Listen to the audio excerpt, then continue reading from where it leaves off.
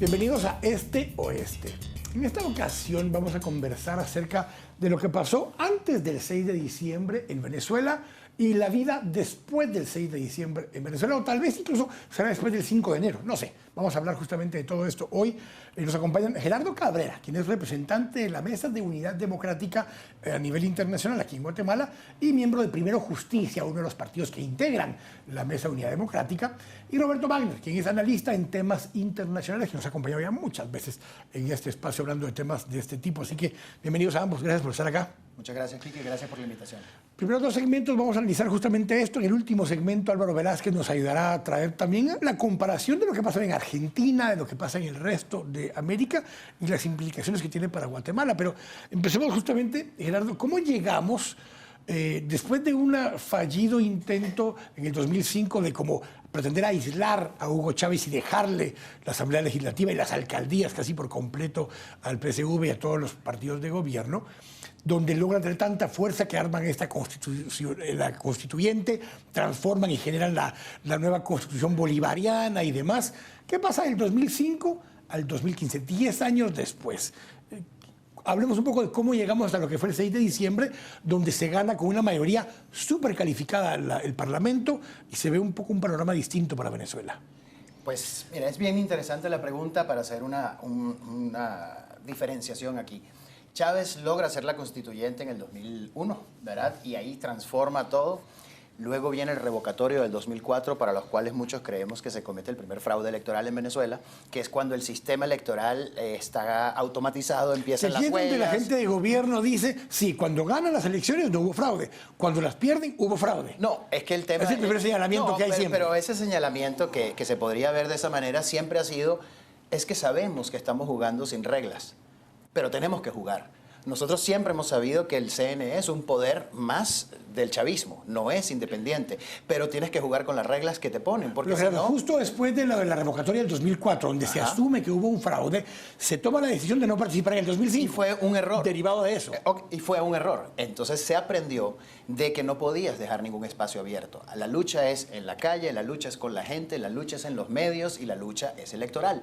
Entonces el camino fue bastante difícil porque el chavismo logró cooptar más todos los poderes, logró tener una Asamblea Nacional como la que tiene ahora la MUD, con la cual siempre aprobaron las leyes habilitantes que Chávez quiso, siempre hicieron con el país lo que ellos querían hacer. Venezuela es bien importante resaltarle a la gente que uno de los cambios que hizo la revolución fue pasar de 3 poderes a 5. Entonces, en este momento, tú puedes ver cómo 5 poderes han estado dominados por la revolución y luego de 10 años de entender que el camino era democrático, de entender que no importa si las reglas del juego estaban en desventaja, había que jugar con ellas. El último estudio de estas elecciones da una ventaja de 100-1 al gobierno en campaña electoral. Entonces, eso puede desmotivar a mucha gente. De hecho, desmotivó a mucha gente. Y parte de la labor de la MUD ha sido demostrarle a la gente que con unidad y que con esfuerzo se puede salir democráticamente. Vamos a regresar a hablar un poco acerca de esos temas, porque María Corina Machado se separa y tiene una tercera línea donde algunos argumentan, les costó 2 o 3 asambleístas por ahí en algunas elecciones, donde las diferencias, pongámoslo así, entre Leopoldo López y Enrique Capriles están ahí, un poco en el, digamos, abajo de la piel, pero se sienten, están por ahí, y un poco una dinámica que a pesar de todo esto se logra mantener la unidad. Pero Roberto, justamente hablando de eso, hemos hablado contigo de la primavera árabe, de una serie de movimientos que han habido donde hay un levantamiento de la ciudadanía. Se decía mucho que el levantamiento del MUD y toda la oposición venezolana era una clase media, y una clase media de media para arriba. Y sin embargo ahora vimos que incluso el 24 de enero, en lugares que son de pobreza, hasta de pobreza extrema, también ganó la mesa. ¿Cómo explicamos un poco esta dinámica que se dio? ¿Es solo porque Chávez ya no estaba y Maduro no era Chávez? ¿O había algo ya más profundo que eso? No, definitivamente había algo más profundo. Yo creo que, bueno, uno de los primeros que en un momento dado sí sirve muy bien como un caudal político, sí tenemos que darle el crédito a Chávez de que él viene e identifica a los sectores más marginados, más pobres de la sociedad y les da una prioridad política. ¿no? Entonces los convierten en actores políticos y se convierten en su gran caudal electoral, particularmente muchas de las barriadas más marginales, más pobres en Caracas.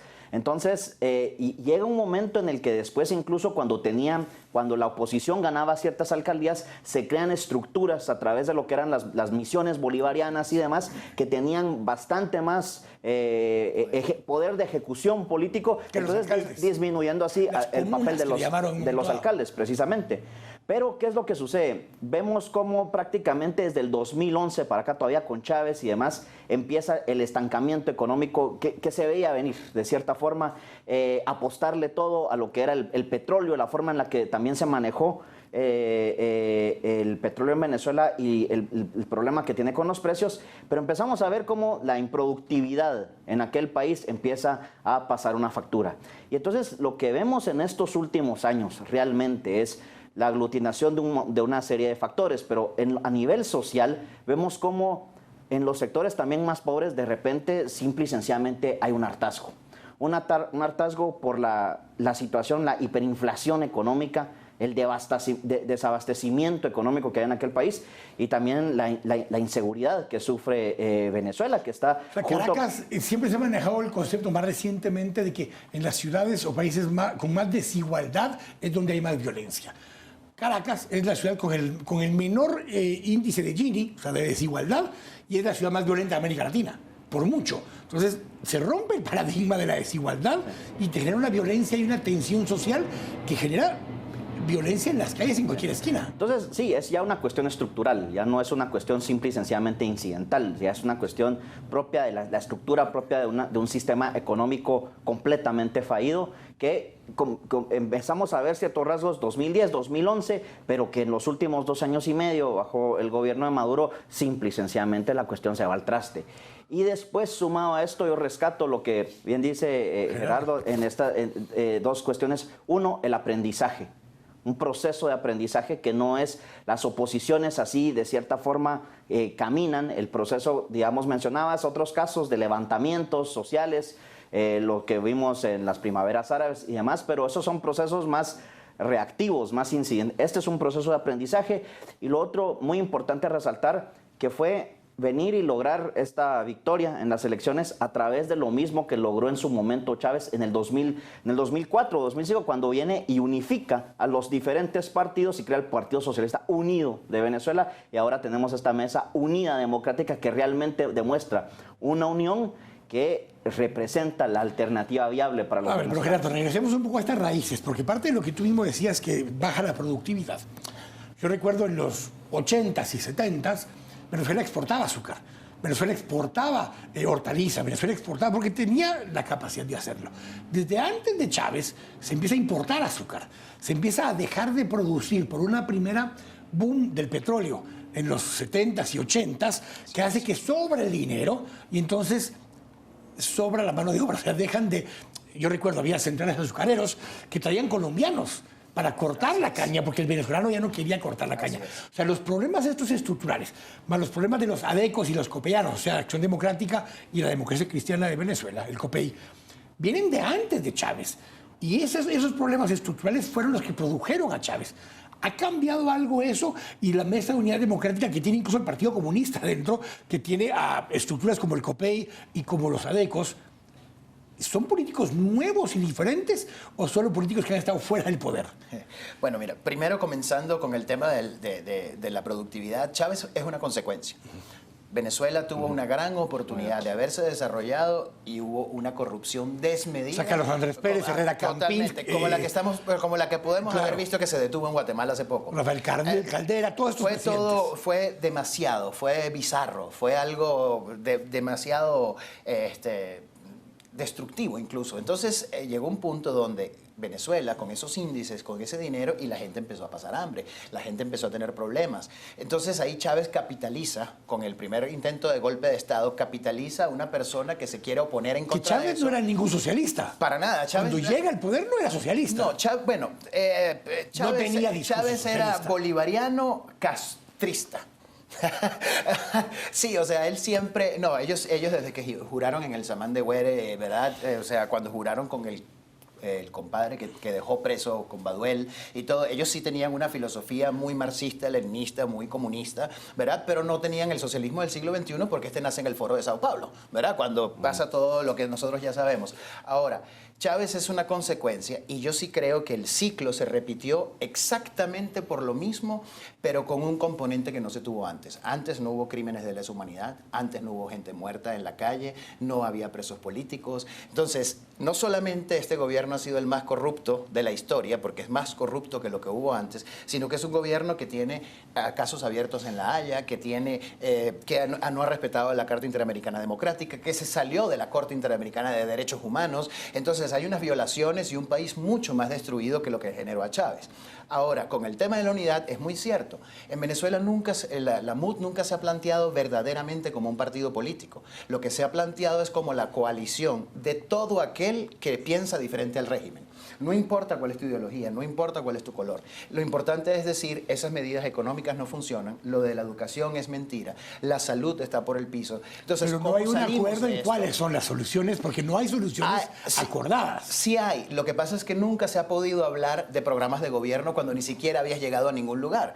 La gente decía, no tienen nada. Sí, hay proyectos de leyes, hay una secuencia para haber logrado la Asamblea Nacional. Sí hay, pero ¿de qué valía la pena decir, tengo un proyecto de cómo mejorar la economía o cómo mejorar la salud si no tenías espacio para poder gobernar?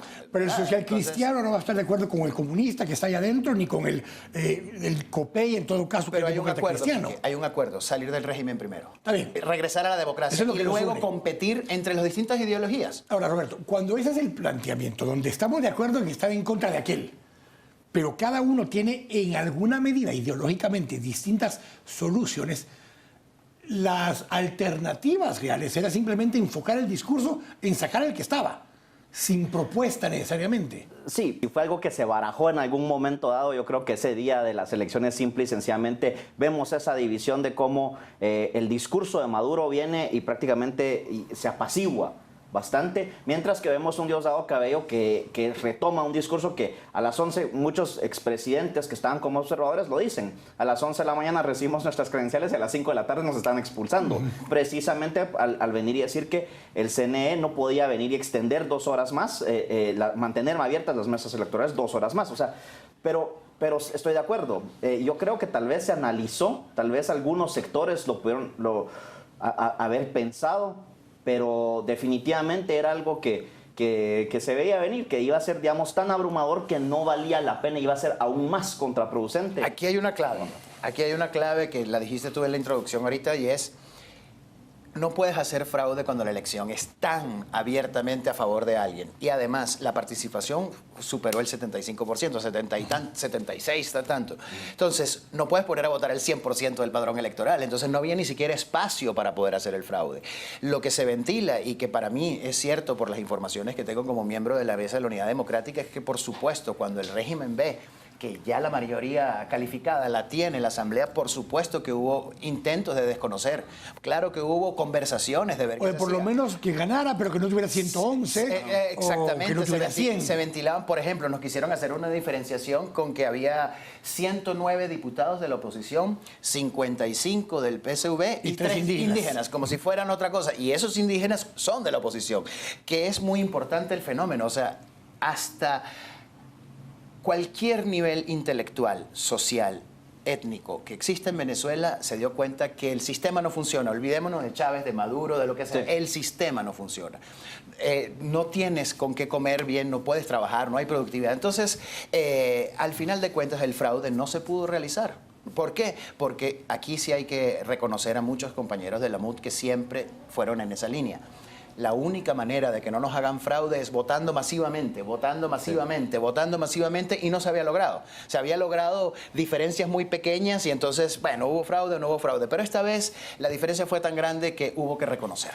Tengo que ir al corte. Vamos a regresar a analizar justamente qué pasa después del 5 de enero. Bueno, incluso un primer pedazo, qué pasa de acá al 5 de enero. ¿Qué hace todavía la Asamblea Nacional actual, que tiene mayoría con super mayoría, que puede todavía hacer algunas cosas antes del 5 de enero? ¿Qué puede cambiar en ese ínterim si es que se atreven a cambiar algo? ¿Y qué pasa después del 5 de enero?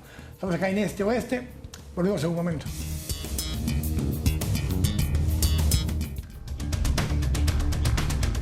Estamos a ver acá en Este Oeste, conversando en este último segmento con Roberto y con Gerardo acerca de lo que pasó en Venezuela. Hablemos rápidamente. ¿Qué pasa entre el 6 de diciembre y el 5 de enero?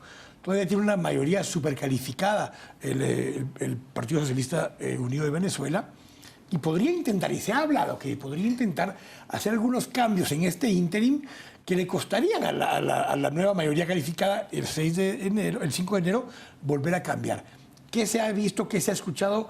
Diosdado ha hablado de algunas cosas. Maduro en su discurso de reconocimiento de que había perdido, pasó de 30 segundos de decir eso a echarle la culpa a todo el mundo, la guerra económica y demás. ¿Qué se espera en este mes? Están haciendo nombramientos principalmente y han hecho una jugada, por ejemplo, ya se anunció que la MUD va a dejar que el Congreso, la Asamblea sea pública, que entren los medios de comunicación y todo. El día de hoy nos enteramos que están pasándole a los trabajadores el canal del Congreso. Correcto. ¿Verdad? Entonces están tratando de nombrar a Susana Barrientos, la jueza que tiene preso a Leopoldo López injustamente, la acaban de nombrar defensora pública. ¿Verdad? Entonces pero todo eso se puede revertir. Son cuestiones que realmente con la mayoría calificada se puede revertir. Lo que pasa es que ya están anunciando por la actitud de Maduro que no le va a prestar mucha atención a la Asamblea Nacional. Entonces hay que saber administrar muy bien esta victoria, ¿verdad? Porque lo que viene no es fácil. Lo que viene es mantenernos unidos, viendo cómo podemos hacer las cosas mejor. Principalmente dos cosas se sabe que es la agenda inicial y es amnistía para los presos políticos y tomar ciertas medidas. Más los 70 estudiantes. Leopoldo y los estudiantes y Ledesma, todo el mundo, ¿verdad?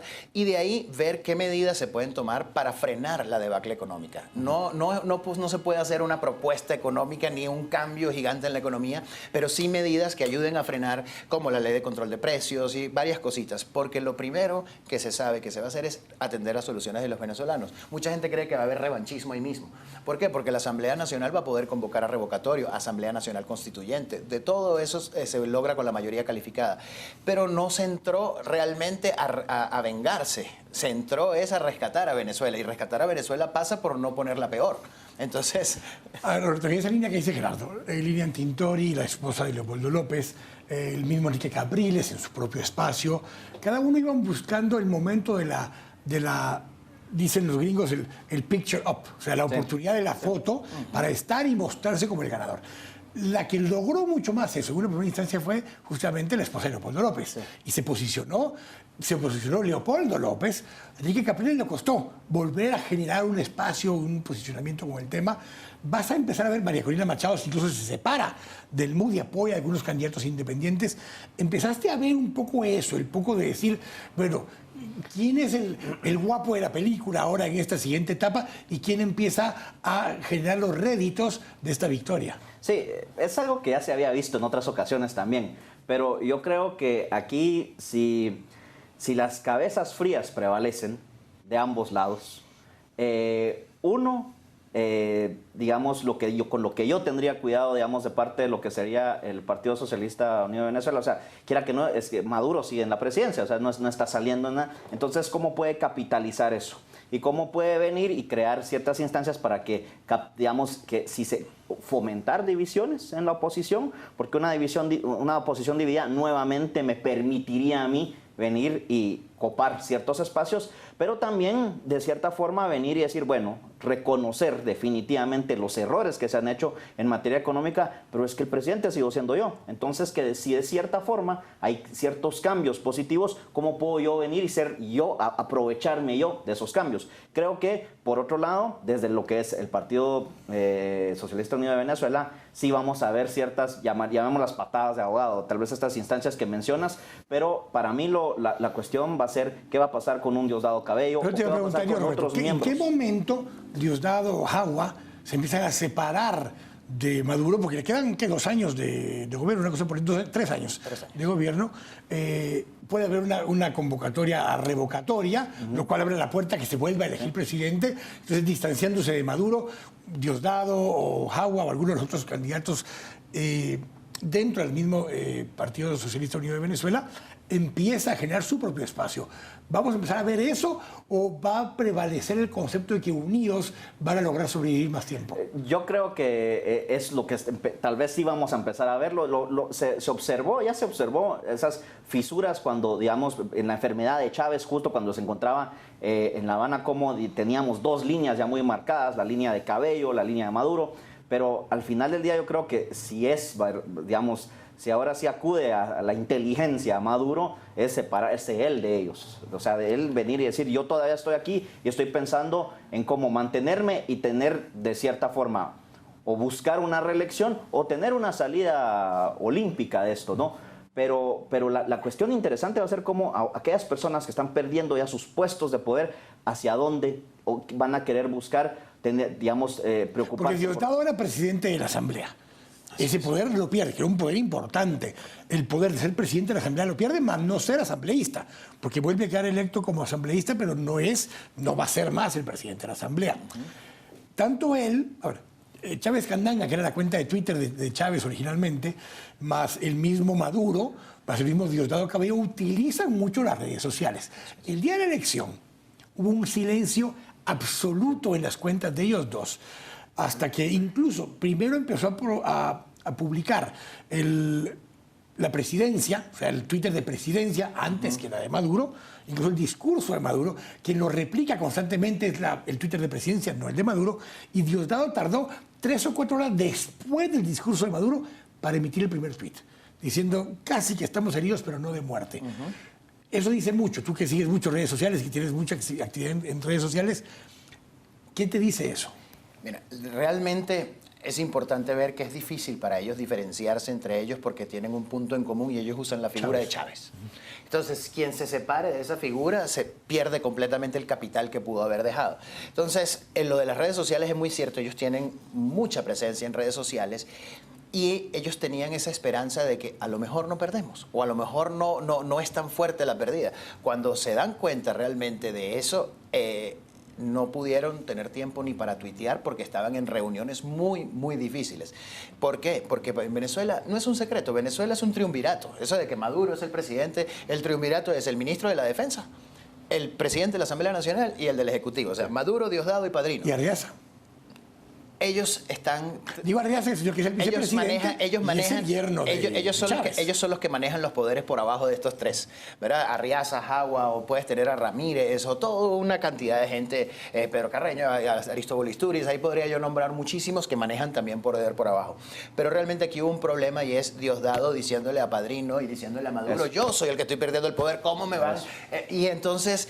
¿Yo dónde quedo? ¿Dónde quedo yo? Entonces ahora hay rumores de que tal vez lo puedan nombrar ministro de la Defensa, lo cual sería muy peligroso para nuestro país, porque realmente... Es un exmilitar. Es no solamente un exmilitar, está ahorita perseguido como posible jefe del cartel de los soles. O sea, hay un tema de narcotráfico en Venezuela, hay un tema, imagínatelo, controlando las Fuerzas Armadas, ¿verdad? Difícil.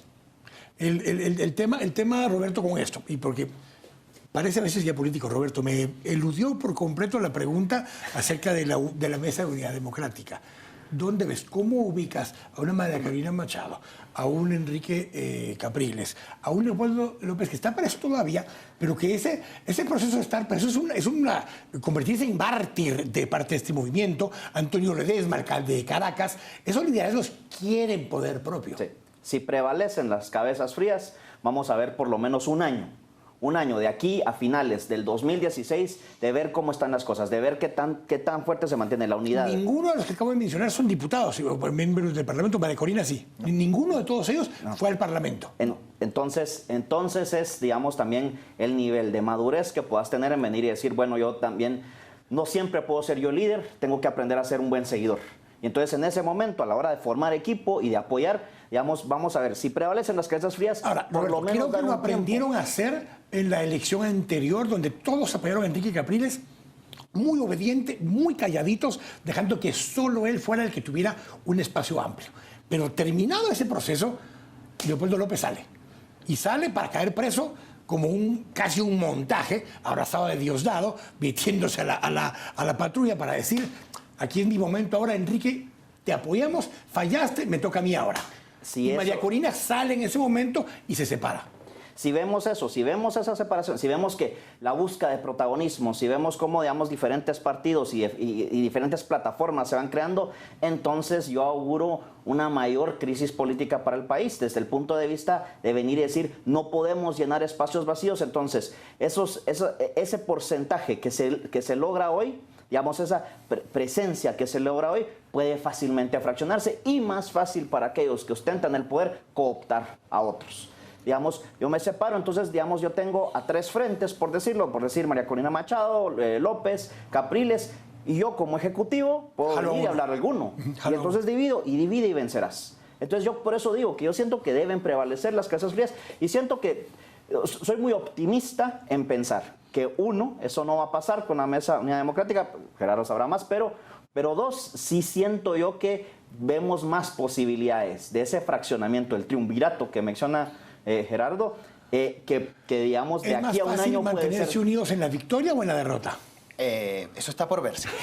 Por primera vez. Yo creo que va a ser más difícil administrar la victoria, ¿verdad? Porque empiezan los egos, empiezan una cantidad de cosas. Sin embargo, yo quisiera aclarar que la diferencia entre Leopoldo y Enrique no ha sido de protagonismo. Leopoldo y Enrique son grandes amigos desde niños. La diferencia es que uno solamente ha querido votar y el otro ha querido votar y calle. Entonces, en el momento de que es solo cuando haya elecciones y el otro es cuando haya elecciones y protestemos, ahí es donde hubo la separación. Y por eso sale Leopoldo con todo el tema de la salida, que es protestar. Las guarimbas, que es protestar. Las guarimbas son un efecto. Correcto. Son un efecto de protestar, porque las guarimbas fueron en el 2004, que fue realmente cuando se hicieron las guarimbas, y de ahí al opositor le quedó, bueno, si voy a protestar, tal vez tranco mi calle, pongo cauchos o llantas para quemarlos. ¿Por qué? Porque ahí la guardia te ataca.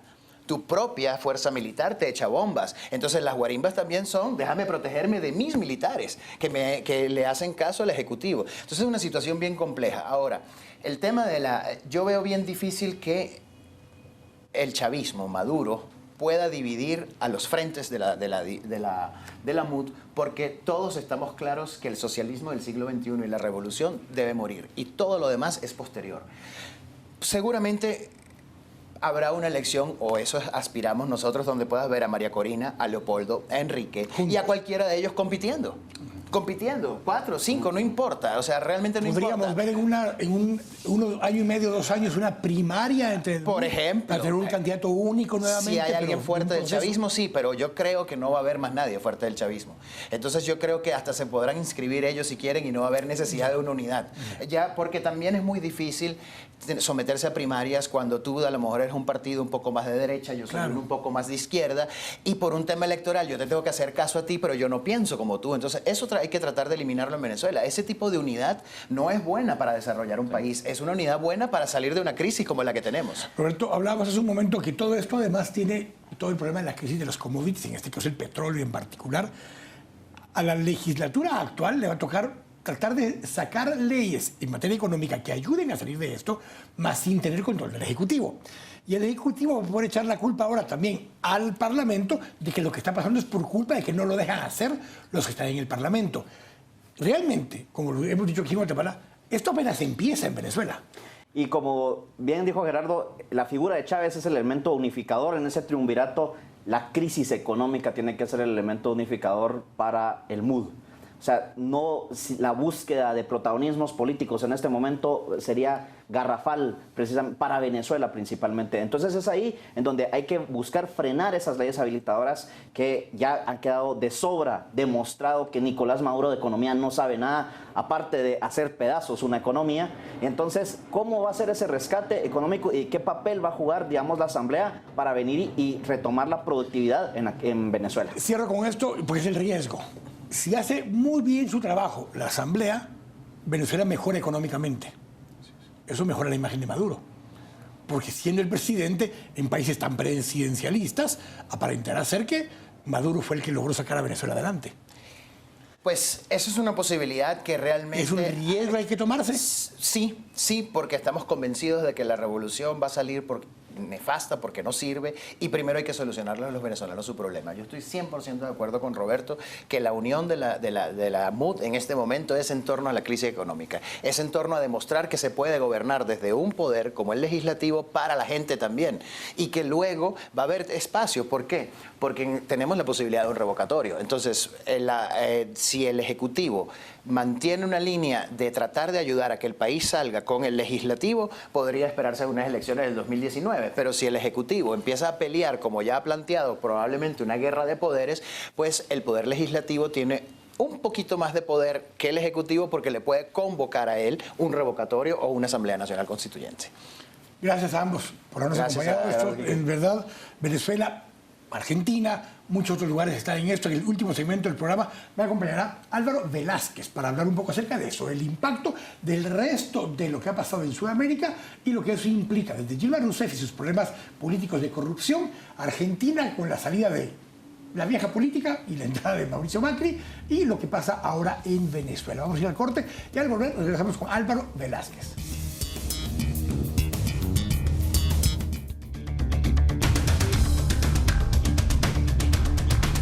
Estamos de regreso en este último segmento de este programa de Este Oeste, conversando ahora con Álvaro Velázquez, analista político, diputado electo para la 8ª legislatura a partir del 14 de enero, tomará posesión como diputado, pero le vamos a hacer unas preguntas con respecto a lo que ha venido pasando, porque a ver, 6 de diciembre, elecciones en Venezuela. 10 de diciembre, toma de posesión de Mauricio Macri como presidente de Argentina. En ese ínterim, entre el 6 de diciembre y el 10 de diciembre, se abre el juicio político contra Dilma Rousseff en Brasil. ¿Se está desmoronando el socialismo del siglo XXI, Álvaro? Buenas, ¿cómo estás, don Álvaro? Por favor, bienvenido. ¿Qué tal, Enrique? Gracias por la invitación. Pues sí, hay un golpe severo a los procesos de democratización y de movimientos progresistas en América Latina, tanto que la derecha está exultante de felicidad, haciendo fiesta, y en el caso venezolano, lamentablemente también polarizando demasiado la situación, al punto que yo temo por el futuro inmediato de Venezuela. Ahora bien, yo esto lo inserto como... Bueno, hablando de la polarización que hablabas, si volteamos a ver el caso de la toma de posesión en Argentina, donde Cristina Fernández, llegamos al extremo, que a las 23:59 del 9 de diciembre, sí, un juez ordena precautoriamente que cesa de ser presidente. A esa hora entra el presidente del Senado pro tempore a ser presidente por unas horas y luego toma posesión al mediodía Mauricio Macri, después de que unas horas antes dejó de ser jefe de gobierno de Buenos Aires. Una polarización enorme. Cristina Fernández ni siquiera llega a la toma de posesión, no entrega a la banda presidencial. Sí. Polarización. De hecho, el kirchnerismo califica este acto como de un golpe de Estado postelectoral a la jefa de gobierno, en este caso por Cristina, medio judicial. Por un medio judicial. Yo lo que creo, de veras, Quique, es que la polarización no va a ayudar, y estamos viendo el retorno de la derecha a estos gobiernos democráticos, pero con un aire de revanchismo muy fuerte. Yo le tomaría la palabra, por ejemplo, a Capriles en Venezuela, que llama a tener seriedad en la transición. Madurez, etcétera, equilibrio, porque hay, digamos, estos procesos revolucionarios que se dieron a partir del 99 con Chávez y con Evo Morales, con Correa, se dieron por las fracturas nunca saldadas de la época dictatorial, de los regímenes militares, y por la entrega abnegada que hicieron los gobiernos de derecha y empresariales al capital financiero internacional. Entonces, digamos, no fue de gratis que hubieran llegado estos movimientos. La corrupción excesiva, la patrimonialización en Venezuela, que lo hemos conversado antes incluso con Philip, que no fue de gratis que la izquierda arribó al poder. Pero este retorno del péndulo electoral, en lugar de que sea visto, como lo vemos algunos, saludable para la democracia, para la alternancia en el poder, oxigenación de la democracia, equilibrio de poderes en el más estricto sentido republicano de la palabra, etcétera. En lugar de que se vea como consolidación de la democracia, más bien estamos viendo la polarización, y esto por lo menos lo que pasa en América del Sur es que está ocurriendo ese tipo de cambios. En Guatemala, en cambio, no pasa nada. Ese es el gran dilema. Pero veamos justamente lo que pasa. Viene después, hay dos personajes que están en medio. Bueno, ya Mujica salió, porque Tabaré, que llega en vez de él, es bastante más al centro, algunos dirán incluso un poco a la derecha comparado con Mujica. Después vemos Bolivia y Ecuador. Vamos al caso de Bolivia. Evo Morales llega a Argentina a sentarse con la expresidenta Cristina Fernández, le da un apoyo, le da un abrazo, está con ella, pero ese mismo día, unas horas después, mientras estaba siendo desaforada Cristina Fernández, se estaba echando lo que dicen en Argentina una cascarita en el estadio de Boca, en la cancha techada de Boca, con Mauricio Macri, echándose la chamusca, intercambiándose unas camisas de Boca con el número 10, tal cual. La normalización democrática, esa es la normalización democrática. Pero Ahora, llegó a ser solidario con Cristina, claro, y termina echándose la cascarita con el presidente. Porque al final de cuentas son estados y son jefes de Estado. Ahora, paradigmáticamente, ¿cómo hay que verlo? El paradigma, digamos, de la época dictatorial en América Latina se sustituye por un paradigma civilista, pero de corte de derecha empresarial, acorde a la globalización. Luego viene el paradigma democrático-social, acorde a la revisión del modelo neoliberal, sustantivamente en América del Sur. En Guatemala pasamos del régimen dictatorial militar contra insurgente al régimen civil de derecha y de ahí no hemos salido. O sea que para nosotros está ocurriendo los Alfonso Portillo, los Álvaros Colón son adornos. No han pasado de ser adornos del modelo imperante.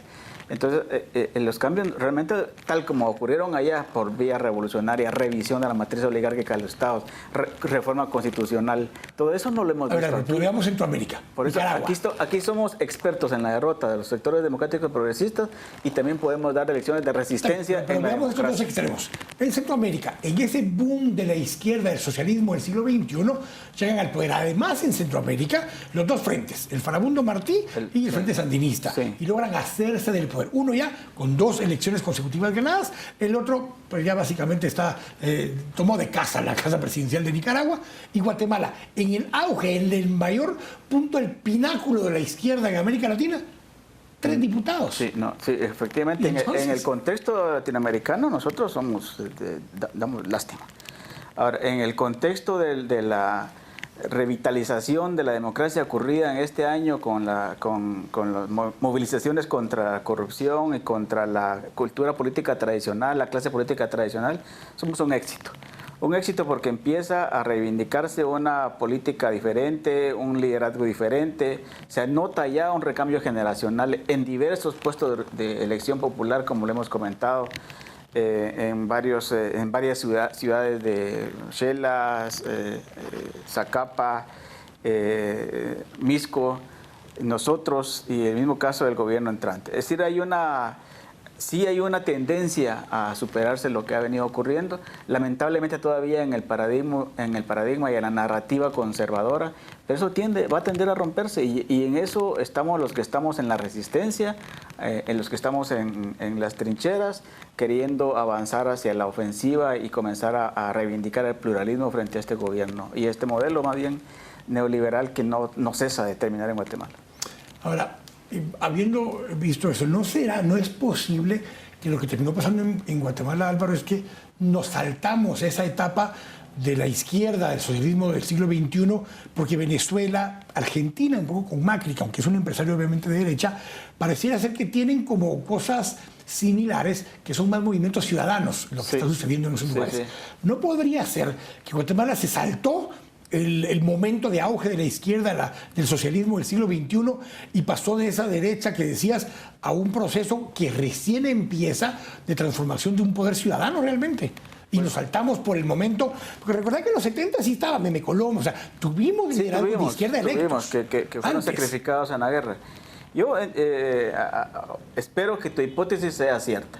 Es decir, que la izquierda que heredó la guerra o que salió de la guerra y que traía ese cuño militar y que traía ese signo militarista, pues le esté dando paso de manera natural a una izquierda más social. Que no pasó en Nicaragua ni en El Salvador. Que no pasó ni ahí, ¿verdad? Porque ahí están gobernando otros segmentos de la izquierda de los años 80. Yo espero que la reconstrucción, por eso he hablado yo en varios sitios ahora de la reinvención de la izquierda de Guatemala, de la necesidad de reinventar a la izquierda de Guatemala, que abrace completamente la competencia electoral, que abrace la democracia, que abrace el acercamiento a todos los sectores democráticos y progresistas, que reconozca el papel del empresariado en la productividad económica, pero que sí reordene la política y reordene la economía, y eso pasa por revisar la Constitución Política de la República, pasa por revisar el modelo económico imperante, pasa por revisar todos los privilegios que ha estado acostumbrado el sector empresarial en este país. Ahora, Álvaro, yo he hablado mucho del crujir de los dientes y de los huesos, porque cuando hay una transformación de estas, cuando un capullo se convierte en mariposa, realmente lo que pasa es una transformación completa. Y dolorosa.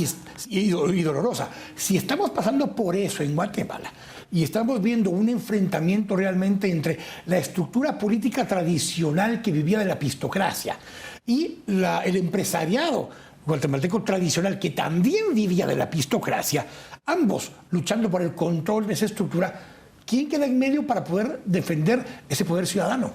Pues los sectores ciudadanos, los sectores civiles, los que reivindicamos la revolución ciudadana.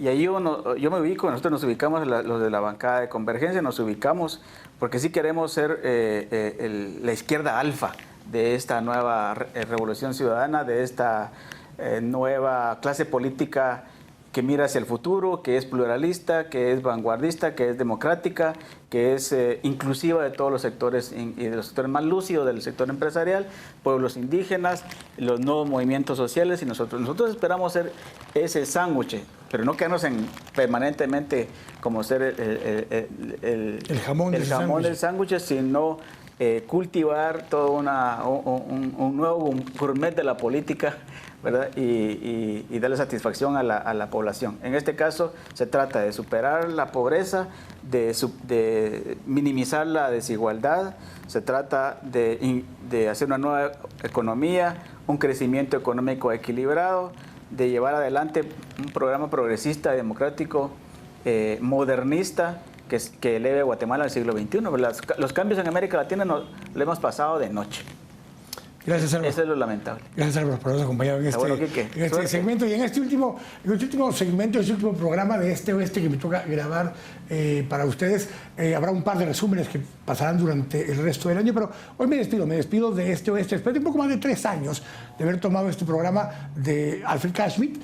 Y le tengo que agradecer obviamente a Dios primero por la oportunidad que me ha dado de estar acá y de compartir con ustedes cada semana, a Alfred por haber permitido que fuera al principio un conductor invitado con él y después haberme quedado en la conducción de este programa, y obviamente a Eric Archila, a Anabel Bonamín, a las productoras que estuvieron conmigo, a Tati y a Carla que estuvieron al final con nosotros, y a todo el equipo de producción que nos acompañó durante estos años. Agradecerles de verdad, uno, por su paciencia, por ponernos atención los fines de semana en estos temas, a veces temas muy profundos, muy complejos, pero que lo hacíamos con todo el deseo de poder aportar a construir ciudadanía cada semana con ustedes. Así que agradezco, como les digo, a Dios y a todo el equipo de Canal Antigua esta oportunidad que nos han dado, y pues no dejo cerrada la puerta, al contrario, la dejo abierta, y espero también poder contar con la puerta abierta de ustedes que nos han estado pacientemente observando en estos años, para de pronto uno de estos días volver acá con ustedes. Así que gracias, Dios los bendiga y hasta la próxima.